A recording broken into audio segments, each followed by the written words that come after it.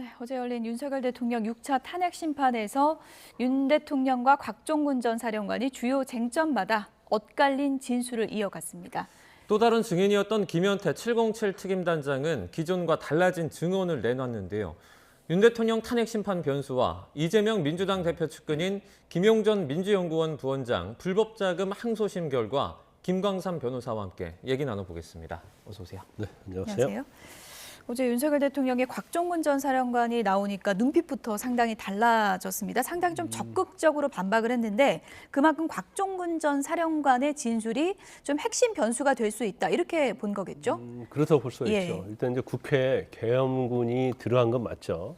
그런데 계엄군이 들어간 다음에 이제 계엄 해제 결의가 되면서 이제 그 과정 중에서 그럼 왜 계엄군을 투입했느냐 이거에 대해서 일단 뭐 대통령의 입장은 이제 비상계엄 정당성을 주장하면서도 계속적으로 경고의 목적이라고 얘기하잖아요. 네. 경고의 목적이라고 한다면 사실은 의원들을 끌어낸다랄지 아니면 뭐 봉쇄를 한다랄지 이제 그런 것들이 있었으면 안 되는 거거든요. 그런데 지금 대통령에 있어서 끌어내라고 하는 그런 거에서 가장 불리한 진술을 하는 게 이제 곽종군 전 사령관이단 말이에요. 그래서 이제까지 어떤 뭐 증인이 여러 명 나왔지만 그 중에 대통령의 가장 불리한 증인은 바로 이제 곽 전 사령관이기 때문에 어제도 뭐 사실은 한 90분 정도 신문하기로 돼 있었는데 뭐 2시간 가까이 했잖아요. 예. 그만큼 어제 아주 치열했고 또 뭐 치열하기 때문에 어떤 진술 과정에서 조금이라도 엇갈린 진술, 뭐 말이 달라지면 예. 이제 그런 거에 대해서는 사실은 집요하게 신문을 할 수밖에 없는 상황이었다 이렇게 봅니다. 네.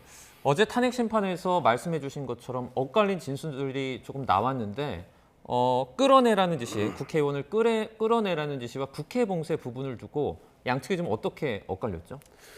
일단 지금 이제 김현태 이제 특임 단장, 김현태 단장은 이제 곽종군 사령관 밑에 있는 어떻게 보면 수하잖아요. 예. 네. 그런데 이제 먼저 김현태 단장이 먼저 증언을 했는데 이 김현태 단장도 사실 이제 말이 좀 바꿔줬습니다. 이제 중요한 것이 이제 끌어내라는 거하고 케이블 타이와 관련된 건데 끌어내라는 지시는 받은 적이 없다고 얘기를 하고 있잖아요. 네. 그러면서 케이블 타이도 사실은 사람을 체포하려는 게 아니고 국회 이제 정무위랄지 그런 데를 이제 봉사할 때 이걸 사용하려고 갖고 간 것이다 이렇게 얘기했는데 전에는 그렇게 진술하지 않았거든요. 그래서 끌어내라고 지시를 받은 것처럼 얘기를 했고 그다음에 케이블 타이는 이제 저항하는 사람에 대해서는 이제 체포하기 목적에서 타이를 가져갔다 이제 이런 취지로 얘기를 했어요. 그런데 어제 뭐 증인신문에서는 뭐 타이는 뭐 국회를 봉쇄하기 위해서 문을 잠그기 위해서 사용하려고 했다는 거고, 그다음에 국회의원 150명이라는 얘기는 들었지만 뭐 끌어내라랄지 이런 진술 또 이런 명령을 안 받았다도 얘기를 하고 있습니다. 그래서 네. 어제 일단은 뭐 김현태 단장의 얘기는 좀 많이 달라졌다 이렇게 볼 수 있고, 근데 두 번째가 어제 이제 곽종군 전 사령관인데. 곽종군 전 사령관은 이전에 약간 일부에서 모순된 진술이 있었지만 달라진 부분은 있죠. 전화를 몇 번 받았냐랄지 뭐 그런 여러 가지가 있지만 결과적으로 보면 상당히 일관성 있다 그런 진술의 평가를 받았고 예. 네. 그다음에 저런 진술 자체가 사실은 자기한테 불리한 증언이거든요. 그럼에도 하는 걸 봤을 때 이제 신빙성이 있다 이렇게 판단을 많이 했었는데 지금 대통령 측에서 가장 주장하는 것이 이제 그런 거잖아요. 국회의원을 끌어내라고 한 게 아니다. 네. 거기에 들어가 있는 인원을 끌어내라고 한 것이다. 네. 이제 그게 굉장히 가장 중요한 부분이단 말이에요. 그런데 이전에는 전에 그러니까 어제 증인신문을 하기 전에도 마찬가지고 예. 또 어제 국회 측 대리인이 질문을 할 때 국회의원을 끌어내리라고 했느냐 이렇게 물어보니까 정확히 맞다고 얘기했거든요. 네. 그러다 나중에 이제 말을 또 번복을 했단 말이에요. 국회의원이란 말은 하지 않았다. 그리고 인원이라 그랬죠. 인원이라고 예. 얘기했다. 또 이렇게 하니까 전에는 인원이라고도 했고 요원이라고 했다고 얘기했다가 이게 처음에는 국회의원이라고 얘기했었어요. 증인신문 나오기 전에는. 그러다가 뭐 인원, 요원 얘기했다가 다시 어제는 국회의원이라고 했다가 또 다시 인원이라고 하니까 이게 말에 과연 신빙성이 있느냐. 이제 이 부분 가지고 어제 상당히 예. 많이 쟁점이 됐었죠. 국회의원으로 이해를 했는데 들은 건 단어가 인원이었다. 어제 이제 진술을 이렇게 한 것인데요. 최종적으로 윤 대통령 측에서는 이제 이 부분을 집요하게 물고 늘어지면서 이 증언에 어떻게 보면은 근거에 균열을 일으키려는 시도를 한 건데 어떻게 보십니까? 이게 증언으로서 신빙성이 좀 떨어질 수 있는 요인이 됩니까? 이제 본질적이냐 아니냐 이제 그걸 봐야 할 것 같아요. 그런데 이제 대통령 주장도 한번 비교해서 얘기를 하면 예. 이제 첫 번째는 인원이라고 했지 의원이라고 하지 않았다. 그러면 지금 곽종근 전 사령관은 인원이라고 얘기했어도 국회 내에는 국회의원밖에 없기 때문에 네. 그건 국회의원이라고 나는 생각을 했다. 이렇게 얘기하고 있는데 근데 원래대로는 전에도 마찬가지로 증언하기 전에도 그렇게 그렇게 했으면 논란의 여지가 좀 없어요. 인원이라고 했는데 나는 국회의원밖에 뭐 본관 안에 없어서 뭐 그렇게 이해를 했다 이렇게 얘기했어야 하는데 네. 계속 국회의원을 끌어내렸다고 그렇게 단정적으로 얘기하니까 이게 이제 문제가 되는 거고 그다음에 대통령이 인원 의원 해가지고 이게 참 언론 보도에서도 말이 안 된다는 얘기는 많이 나왔지만 왜냐하면 끌어내는데 안에 있는 150명을 끌어내는 방법도 있지만 뭐 인원이나 요원이 안 들어가 있기 때문에 군 끌어내라는 것은 말이 안 된다 이렇게 얘기를 하고 있지만 이제 끌어내라는 의미가 국회 전체를 말한다고 보면 또 그것도 일리가 있을 수 있다는 거죠.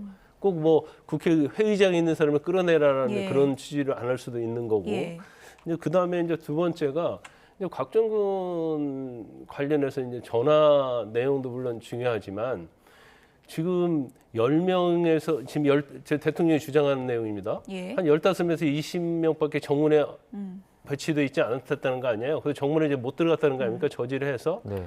그러면 15명, 20명 가지고 과연 150명 가까이 되는 국회의원을 끌어낼 수 있느냐. 그러면 아마 TV를 보고 지시를 했다고 한다면 끌어내라는 지시를 했다고 한다면 그러면 더 인원을 보강한 다음에 끄집어내라고 할지 이렇게 사실은 명령을 하는 게 맞는데 이제 그런 부분도 한 15명, 20명이 정문 앞에 있는데 그 사람들 과연 끌어낼 수 있을까? 더구나 정문 앞에 있는데 정문도 지금 돌파를 못 하고 있거든요. 그래서 이제 그런 부분에 있어서는 또 어떻게 보면 대통령의 어떤 말도 한번 짚고는 넘어가야 한다. 이걸 완전히 무시할 건 아니고 저는 이제 어제 신문을 보면서 그런 생각을 좀 했어요. 네.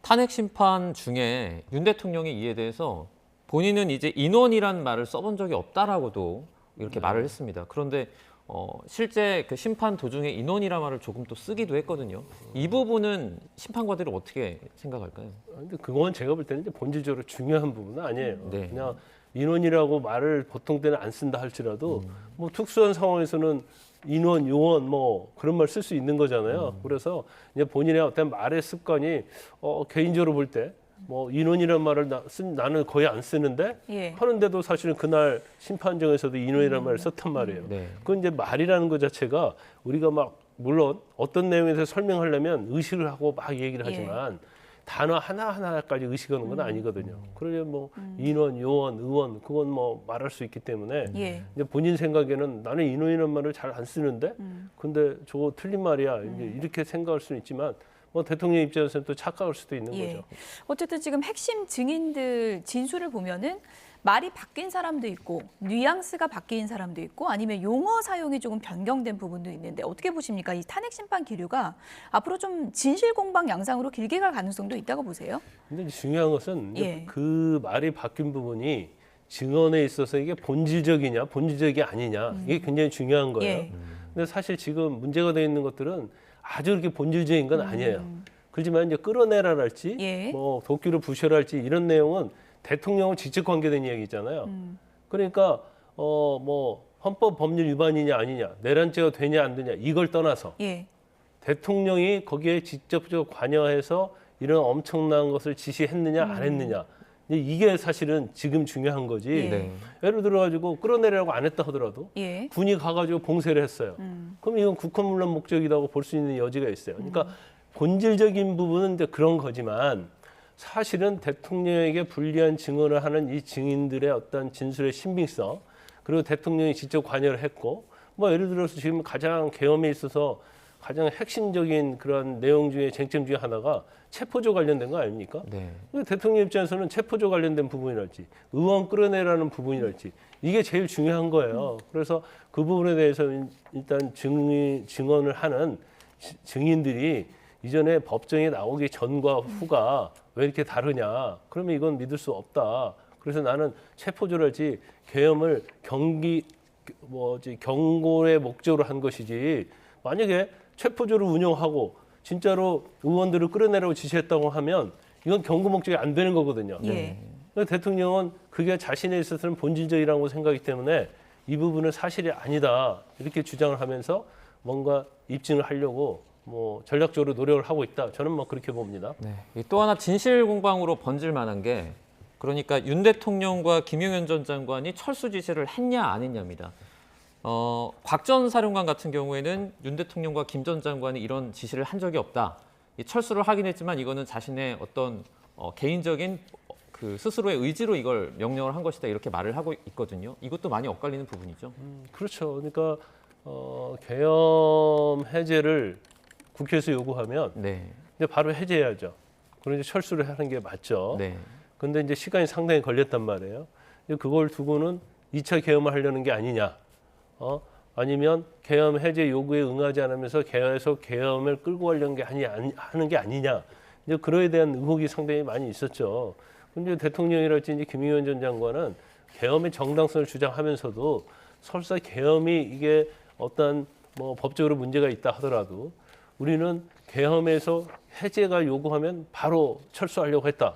그래서 계엄 해제 요구해서 바로 철수를 지시한 것이다. 그런데 사실 이제 곽종원 전 사령관은 지시받은 바가 없다. 그리고 스스로 철수 지시를 한 것이다. 그러니까 이것도 이제 상당히 엇갈린 부분이죠. 네. 네. 앞서도 짚어봤지만 이제 김현태 단장은 말이 상당히 좀 이제 뒤바뀐 부분이 많은데 그것이 뭐 지금 뭐 정치권에서는 지금 민주당 쪽에서는 국민의힘에 회유당한 게 아니냐 이렇게 이제 주장을 하기도 하는데 본인의 이제 재판 전략일 수 있다. 뭐 어제 그 뒤바뀐 진술을 봤을 때 본인의 혐의는 좀 벗어나는 그런 진술들이 있었습니까? 어떻게 보십니까? 지금 김현태 단장에 대해서는 사실 지금 뭐 수사가 이루어지지 않는 걸로 알고 있어요. 예. 단지 뭔가 계엄을 실행하는 어떻게 보면 가장 현장에 있었던 사람이잖아요. 근데 현장에 있던 사람이 이 비상계엄이 헌법과 법률 위반이야. 이건 불법이야. 그러니까 나는 항명을 해야지. 이렇게 판단할 여지가 없다는 거죠. 더군다나 법률 전문가도 아니고 네. 또 그런 급박한 상태에서 누구한테 전화해가지고 아는 뭐 변호사랄지 전문가한테 물어봐서 할 수 있는 상황은 아니잖아요. 그래서 현재까지는 이제 형사 책임의 여부에 대해서는 아직까지는 자유로워요. 그렇지만 본인의 어떤 진술을할지 이런 내용에 따라서 달라질 여지는 있는 거죠. 그런데 저는 뭐 여러 가지 김현태 단장의 어떤 진술이 사실이다 할지라도 조금 의아했던 부분은 케이블 타이와 관련된 부분이거든요. 네. 근데 케이블 타이가 사실은 특수전하는 군인들이 가지고 다닐 때는 네. 뭐 다 포박용 아닙니까? 네. 근데 전에는 포박용이라고 얘기를 했단 말이에요. 체포할 때 포박했겠다고. 예. 그런데 이제 국회에 뭐 봉쇄용이다. 뭐 문을 잠그기 위해서 쓰려고 한 것이다. 그 부분에 대해서는 뭐 언뜻 뭐 설득력이 좀 없다는 생각을 했습니다. 네. 그 김현태 특임단장이 150명 얘기도 언급을 했잖아요. 그러니까 150명을 뭐 끌어내라 이런 거는 듣지 못했지만 그 150명을 뭐 어떻게 해라 그 150명이라는 숫자를 이제 기억한다고 말을 했단 말이죠. 그 실제로 이 150명을 가지고 저희가 이제 생각해 볼 수 있는 게 국회의원의 어떤 의결 종족수 이외에 또 다른 거는 어떤 게 있을까요? 아니 다른 걸 생각할 게 없죠. 네. 왜냐하면 거기에 원래 이제 헬기를 3개조 나누어서 타고 갔다는 거 아닙니까? 네. 그게 97명이라는 거죠. 네. 이제 150명은 그냥 나올 수 있는 건 아니에요. 그래서 근데 아마 김현태 단장이 이 계엄 해제 요구하려고 하면 150명이 필요하다는 법적인 판단까지는 안 했을 거라고 봐요. 네. 그렇지만 뭔가 150명의 이제 150명을 끌어내라고 했으면 이거 국회의원 끌어내라구나 이렇게 생각할 가능성이 크겠죠. 근데 뭐 150명이 넘으면 안 되는데 뭐 이런 얘기를 그냥 들었다는 거 아니에요? 네네. 그것도 곽종근 전 사령관이 뭐 그냥 마지못해서 하는 뭐 그런 취지로 뉘앙스로 들었다는 거예요. 본인 네. 입장에서. 그러니까 이제 본인은 이게 150명이라는 것이 국회의원을 말하는 것인지 아닌지 그건 뭐 그 당시에 뭐 판단하기도 어려울 건데, 근데 제가 볼 땐 또 그런 생각이 들어요. 150명이라고 얘기했으면 국회의원을 말하는 겁니까? 지금 명령 150명 끌어내라고는 안 했지만 예. 150명이 넘으면 안 되는데 그러면 150명 뭐가 150명이 넘으면 안 됩니까? 이렇게 물어봐야 하는 거 아니에요? 예. 반문을 말씀하시는 그렇죠. 거죠? 예. 근데 반문을 안 한 거 보면 이거 국회의원을 말하는 거구나. 이제 그렇지만 그렇게 명령을 했든 안 했든 간에 결국 정문에 막혔잖아요. 막혀서 못 들어간 건 맞잖아요. 경우에 따라서는 150명 끌어내라고 했으면 아니 여기 뭐 보시다시피 15명에서 20명밖에 안 돼서 우리는 더 이상 할 수 없습니다. 그렇게라도 이 얘기를 전달을 했어야 하는데 그냥 150명 뭐기 넘으면 안 되는데 이제 거기에서 대화가 끊겼다는 것 자체가 예. 이제 상당히 이해가지 않는 부분이에요. 네. 어쨌든 뭐 국회의원 끌어내라 이 부분과 관련해서 지금 뭐 핵심 증인들의 진술이 엇갈리는 부분들이 있기 때문에 다음 주에 이제 7차, 8차 변론기일에서 퍼즐이 어느 정도 더 맞춰질지는 좀 봐야 될 것 같고요. 이재명 대표 관련 얘기도 좀 해보겠습니다. 네. 최측근이죠. 김용전 부원장 불법 정치자금 수수 혐의로 징역 5년이 나왔습니다. 이게 뭐 대장동 사건 관련해서 돈을 받은 혐의인 그렇죠. 건가요? 이제 돈 자체는 이제 유동규 씨는 성남도시개발본부장 직무대리 했었고요. 그다음에 지금 뭐 나무이 전형적으로 이제 개발 정말 대장동 개발 사업업자 아닙니까? 예. 그래서 이제 두 가지로 나눠볼 수 있어요. 하나는 시의원하면서 이제 그 어제 2심 판결에 의하면 뇌물을 유동규로부터 이제 7천만 원 받은 거. 예. 그다음에 다른 것은 일단 뭐 이재명 대표의 그 당시 이제 민주당 경선 후보였지 않습니까? 그래서 특히 좀 호남 쪽 선대 총괄 본부장 하면서 네. 6억 받은 거란 말이에요. 근데 이 돈 자체가 다 이제 대장동 업자와 관련된 돈이에요. 이 돈의 출처가. 그렇기 때문에 뭐 죄명은 뇌물죄하고 정치자금법 위반이지만 결과적으로 이의 자금의 원천은 이제 대장동 사업자가 준 것이기 때문에 이것도 어떻게 보면 대장동과 좀 연관성이 있다 이렇게 볼 수가 있겠죠. 항소심 재판에서 이제 구글 타임라인이 또 이슈가 됐는데 김 전 부원장이 구글 타임라인을 증거로 제출을 했는데 그 증거로 인정을 못 받지 않았습니까? 네. 이건 저도 직접 써보긴 했는데 직접 수정이 좀 가능한 부분이 있어서 좀 이런 것들 때문에 반려되지 않았을까라고 생각하는데 어떻게 보세요? 근데 되게 아리바이를 주장할 때 네네. 이제 구글의 타임라인을 주장을 많이 합니다. 네. 그래서 뭐 저희 같은 경우는 형사 재판을 많이 하는데 이제 무죄 다투는 사건에 있어서는 이제 구글 타임라인을 제출하는 경우가 있어요. 네. 근데 구글 타임라인을 제출한다고 해서 무조건 알리바이가 형성이 되는 건 아니에요. 네. 그러면 구글 타임라인을 제출하는 것은 범죄 일시 장소에 나는 그곳에 있지 않았다는 것을 입증하는 거잖아요. 그러면 죄가 안 되는 거죠. 네. 이 사건에 있어서도 나는 그 자리에 유동규가 주장하는 장소에 있지 않았기 때문에 뇌물을 받은 적이 없다. 이거 취지 아니에요? 네. 그러면 타임라인에 보니까 다른 장소에 있는 걸로 나타난다고 한다면 그러면 어느 장소에 갔었느냐? 또 그 장소에서 무엇을 했느냐? 이제 이런 것들. 그다음에 구글 타임라인이 어떠한 수정한 흔적이 있느냐 없느냐? 네. 뭐 이런 것들이 굉장히 중요한데 네. 이제 이번 재판부에서는 이제 타임라인 자체를 이제 증거 능력은 인정했어요. 그렇지만 신빙성이 없다. 증거로 능력은 인정하지만 증거로 채택은 하지 못한다. 이제 그 이유가 여러 가지가 있지만 일단은 그걸 자체를 갖다가 감정을 받기 전에 뭔가 수정한 흔적이 보인다는 거고. 네. 그다음에 이게 이제 안드로이드 폰과 관련해서 구글 타임라인이 뭐 작동을 하는데 예. 김영 씨가 핸드폰 2개를 가지고 있었다는 거예요. 그러면 하나는 구글 타임라인이 있지만 또 하나는 구글 타임라인이 있을 수도 있고 없을 수 있는 거 아니에요. 네. 그러면 2개가 분리되어 있다. 그래서 이걸 믿을 수 없다 해서 사실은 신빙성을 배척한 거죠. 어쨌든 뭐 구글 타임라인으로 반격을 노렸는데 재판부에서 뭐 반전을 이루는 데는 좀 실패한 것으로 보이는데 김용 전 부원장 이번 판결이 그러면 앞으로 이재명 대표 재판에도 좀 영향을 줄 수 있는 거예요? 이게 직접적인 건 아니더라도 이제 갑준접적으로는 뭐 영향을 미칠 가능성이 크다 이렇게 봐요. 왜냐하면 일단 돈 자체가 이제 대장동 사업자로부터 받았잖아요. 예. 근데 이제 김용은 이재명 대표의 분신, 이제 측근 중에 측근이라고 이재명 대표가 직접 말했단 말이에요. 네. 그러면 이 돈 자체는 이제 현금으로 받았는데 그게 이제 어디로 흘러갔느냐. 이제 그런 내용이 될 수 있는 거고, 그다음에 이게 대장동과 관련해서는 아마 2심 재판 결과가 최초일 겁니다.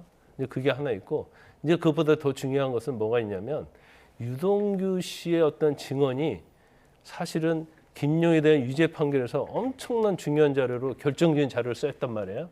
그런데 이재명 대표의 불리한 이재명 대표가 받고 있는 재판에 있어서 상당히 많은 부분이 유동규 씨의 진술에 의한 거예요. 그런데 이제까지 재판 결과는 유동규의 진술이 신빙성이 있다 이렇게 나왔기 때문에 네. 근데 다른 재판에서도 유동규 씨에 대한 진술의 신빙성을 인정할 가능성이 크다. 그러면 유동규 씨의 진술의 신빙성이 인정이 되면 이건 이재명 대표에게 불리하게 작용될 수 있죠. 네. 그게 어떻게 보면 김용 재판에 있어서 이재명 대표와 관련성에서 가장 중요한 부분이다 이렇게 말씀드릴 수 있어요. 네. 네.